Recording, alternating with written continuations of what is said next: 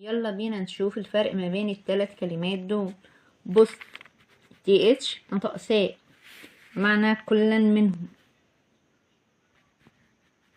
او كلاهما.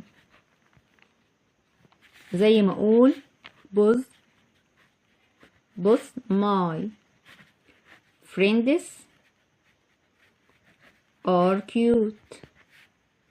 كل من اصدقائي يكونوا ظريفين او لطاف.